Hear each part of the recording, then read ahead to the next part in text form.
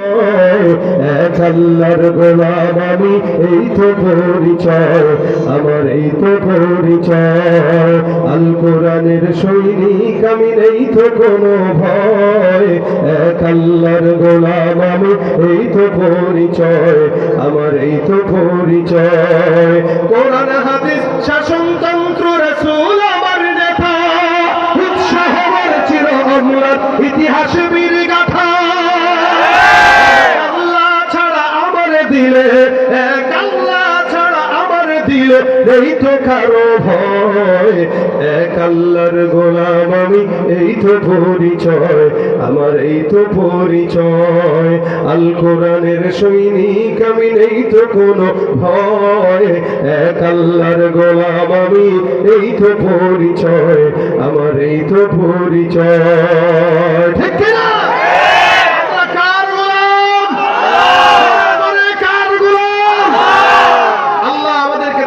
হিসেবে কবুল করে বলেন আমিন। আজকে এই মজমায় ঈদ পরবর্তী একটা পুনর্মিলনী অনুষ্ঠান, কি বলেন আপনারা? গরমের দিনে এক সময় প্রোগ্রাম হতো না, এখন আলহামদুলিল্লাহ গরমের দিনেও মানুষ শীত গরম কোনো তোয়াক্কা করে না, দিনই আলোচনা শোনার জন্য চলে আসে। এটা যেরকম ভালো দিক, তেমনই খারাপ দিক হলো আলোচনা শোনার জন্য যত মানুষ বসে তত মানুষ মসজিদে ফজর পড়তে যায় না। এরা সবাই যদি মসজিদে ফজর পড়তে যেত তাহলে বিজয় ইসলামীর হইত। এরা সবাই যদি নামাজ পড়তো এদেশে দাড়ি চাচা, দুর্নীতিবাজ, সন্ত্রাস, সুদখোর, ঘুষখোর কেউ থাকতো না। কিন্তু ওয়াজ হয়, আমল হয় না। এই জন্য আল্লাহ পাক আমাদেরকে আগে আমল করার তৌফিক দান করুন। যা শুনবো আমলের নিয়তে শুনবো ইনশাআল্লাহ। রমজান চলে গেছে, তাকওয়ার মাস শেষ। এই তাকওয়ার মাস যে চলে গেল, সারা বছর আমাদের কি করা উচিত? আমরা মনে করি রমজান তো শেষ, ইবাদত তো শেষ। হ্যাঁ, আসলে কি বিষয় মন?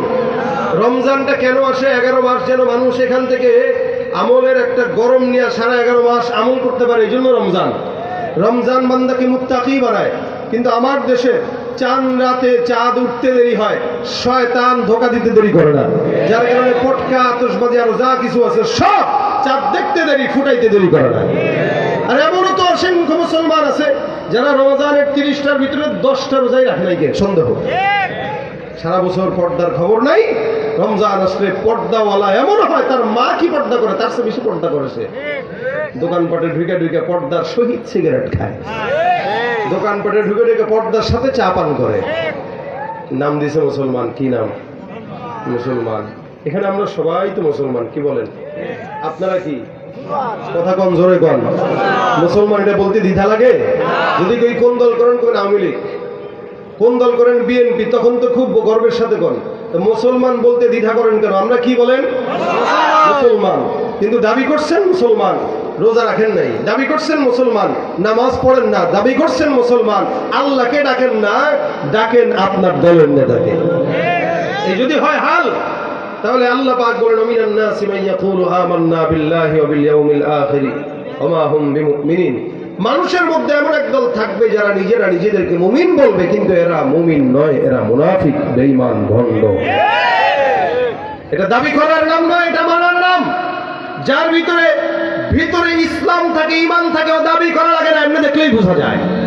আমাদের দেশে কিছু মানুষ আছে স্টেজে এসে বা মানুষের সামনে তারা বলে যে ভাই আমি কিন্তু মুসলমান, আমি কিন্তু তাহাজ্জুদ পড়ি, আমিও রোজা রাখি, আমিও হজ করি, আমিও যাকাত দেই। এটা সে মানুষের শোনায়। এটা কি শোনানোর জিনিস?